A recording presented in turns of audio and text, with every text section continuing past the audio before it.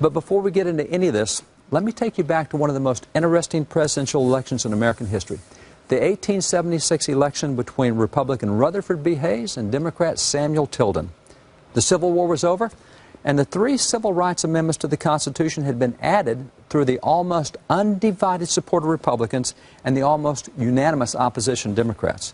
In fact, 100% of Republicans in Congress voted to pass the 13th Amendment to the Constitution to end slavery, but only 23% of Democrats in Congress voted to end slavery. The 14th Amendment to provide full civil rights for blacks and the 15th Amendment to provide voting rights for blacks, they were both passed with the support of only Republicans. Not a single Democrat voted for either of those 2 measures. Now, these 3 civil rights amendments were part of what was called Reconstruction, with federal troops also being deployed to protect blacks and uphold their civil rights in the Democrat states that had refused to honor those amendments. Now, significantly, the blacks in those states, almost without exception, voted Republican.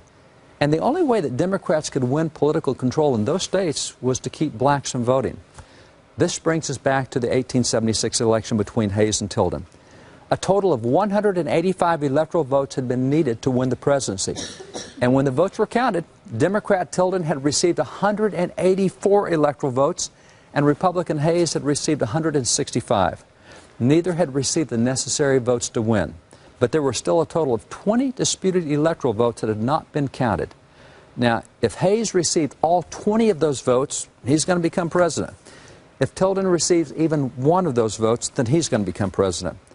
The uncounted votes came primarily from 3 Democrat states of Florida, Louisiana, and South Carolina, where dual election results had been reported.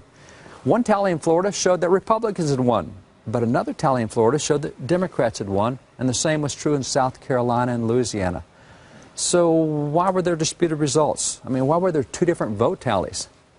And very simple. In each state, Democrats had been active in suppressing the black vote through violence and in altering counts at the ballot box. I have some very old illustrations to kind of point this out. This is from Harper's Weekly. Now, this shows what was being done. This first one,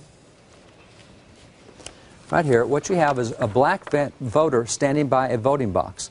And on each side of him are 2 thugs, each with a gun pointed at his head. And notice the caption. Of course he wants to vote the Democratic ticket.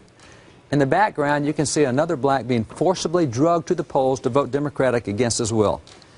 Now, many times these threats simply weren't enough. Blacks would go ahead and vote Republican anyway, so stronger measures were needed.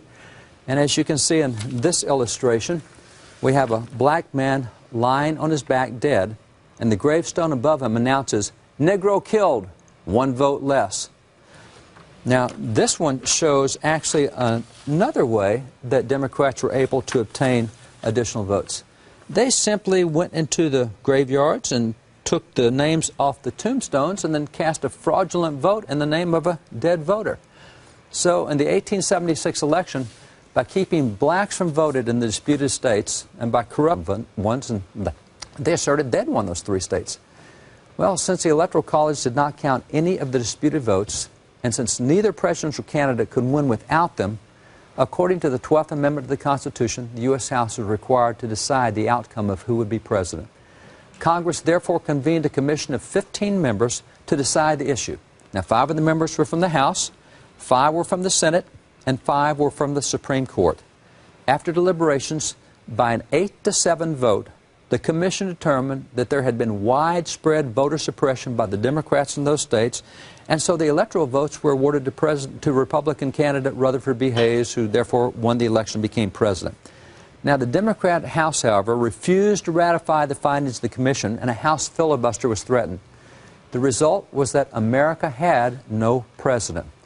This presidential vacancy continued for 4 months until Democrats offered to ratify the commission's report if federal troops were withdrawn from Florida, Louisiana, and South Carolina. If Republicans didn't agree, America would remain without a president. The proposal was finally agreed to, and Rutherford B. Hayes became president. By the way, I'm holding here a very famous people at the time, and just virtually every news clipping they could find, anything to deal with that election over the months, it just chronicles what went on in that election contest.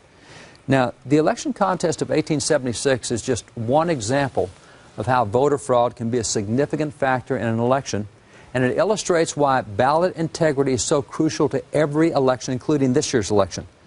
An unreported factor in this election is that so far, 10 states have passed voter ID laws, and in states such as Pennsylvania, this means that as many as 750,000 names on the state's voting rolls may be removed because there's no qualified ID for that supposed voter. This may therefore significantly alter the state's voting count this election. And the same may be true in other states with these new laws, many of which have been passed in key battleground states.